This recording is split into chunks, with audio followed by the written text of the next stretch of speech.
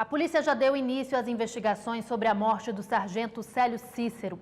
O corpo dele foi encontrado ontem em um canavial entre São Luís do Quitunde e Flecheiras. Segundo o IML, o sargento pode ter travado luta corporal antes de ser assassinado a golpes de arma branca e arma de fogo. O corpo de Célio Cícero foi sepultado ontem em Passo de Camaragibe, em clima de muita comoção.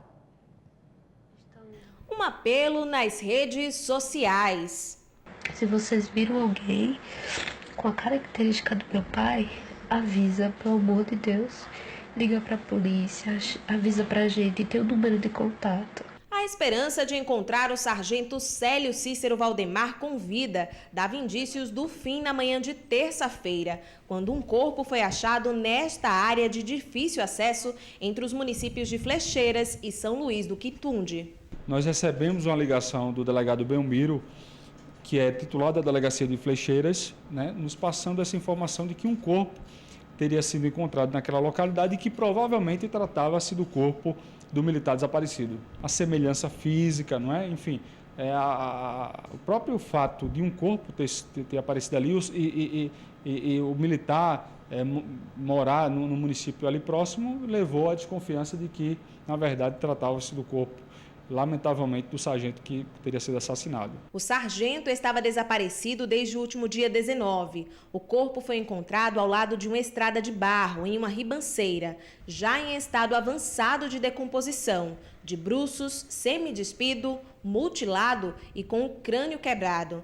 As marcas ficaram no local. A movimentação de policiais e peritos foi intensa. O IML recolheu o corpo, que passou por um exame de necropapiloscopia, confirmando a identidade da vítima, que teria lutado para não morrer. Tinha lesões de arma de fogo, tinha lesão de arma branca, foram encontrados. Tinha alguma lesão no corpo também que denotava que é lesão de defesa, que poderia ter havido um confronto, E essas lesões de defesa estavam impressas no corpo. A confirmação chocou familiares, amigos, colegas de profissão e uma cidade inteira. Uma multidão acompanhou o cortejo e o enterro do sargento em Passo do Camaragibe. Quando nós ficamos sabendo disso, abalou a cidade toda, todo mundo procurando. Ninguém acreditava no que está acontecendo, tá entendendo? Não? Vamos nos empenhar ao máximo para que esse crime seja elucidado. Esse é um crime que não pode ficar impune, porque esse crime foi uma afronta ao Estado, uma afronta à sociedade.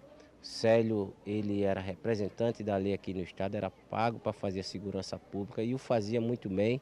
E por isso vai haver esse empenho para que esse crime seja esclarecido por parte dos órgãos de segurança pública. Enquanto ocorria o enterro, o carro do sargento foi encontrado na cidade de Rio Largo. Ele foi encaminhado para a sede da Delegacia Geral de Polícia Civil, completamente carbonizado.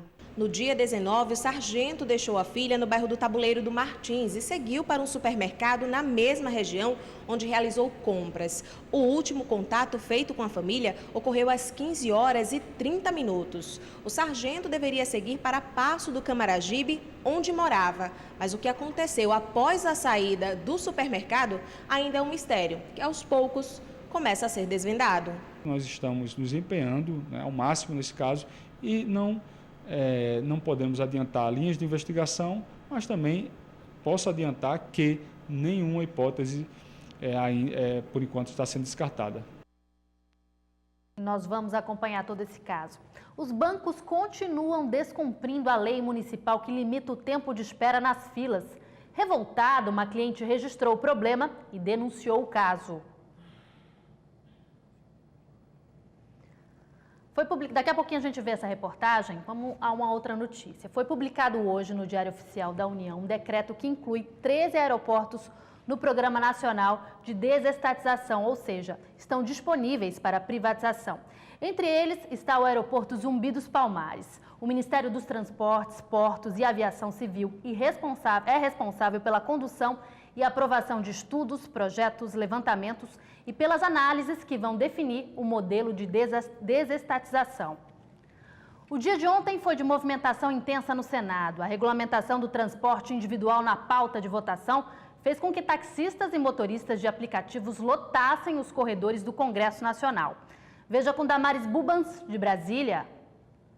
O projeto foi aprovado pela Câmara dos Deputados em abril.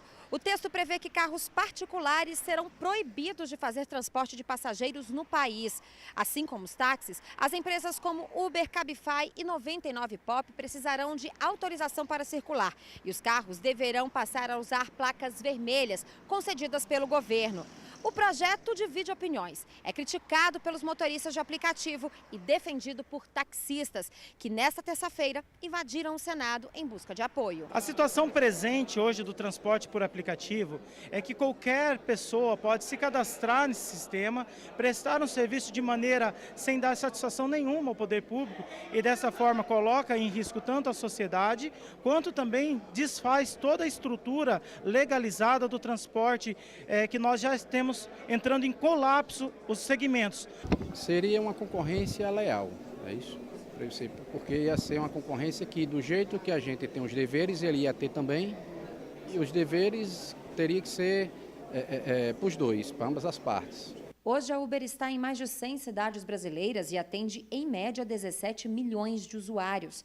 De acordo com o diretor de comunicação da Uber, a empresa defende a regulamentação, mas não o texto da proposta que está em votação no Senado, a PLC 28. O PLC 28, o que ele faz é aumentar muito o nível de burocracia para o motorista parceiro conseguir trabalhar. Ele exige placa vermelha, ele exige licença, ele transforma o transporte individual, privado em público.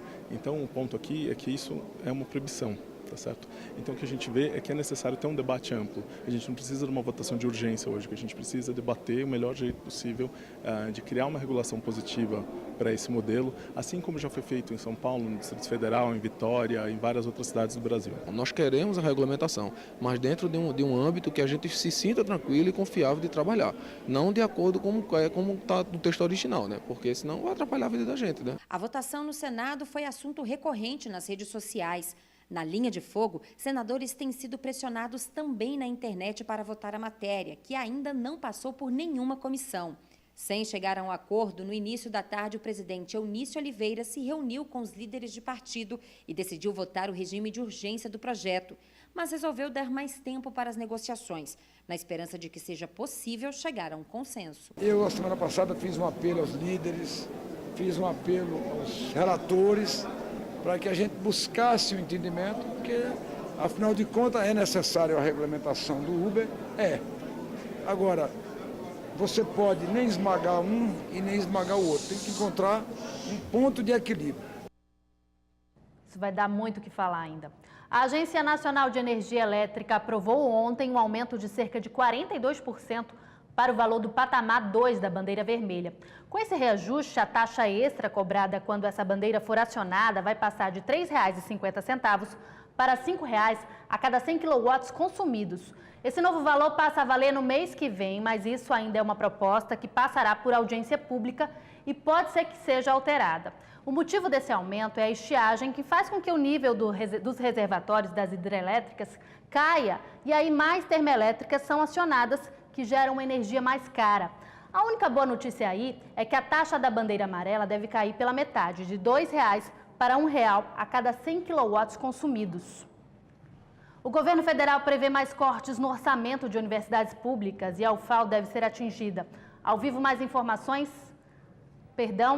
A gente vai agora para uma notícia de última hora. O presidente Michel Temer teve um mal-estar na manhã de hoje. Ele estava no Palácio do Planalto e precisou ser levado para o centro cirúrgico do Hospital Militar. De acordo com as primeiras informações, o problema seria urológico.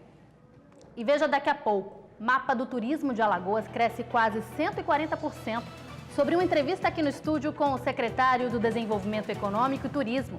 É já já.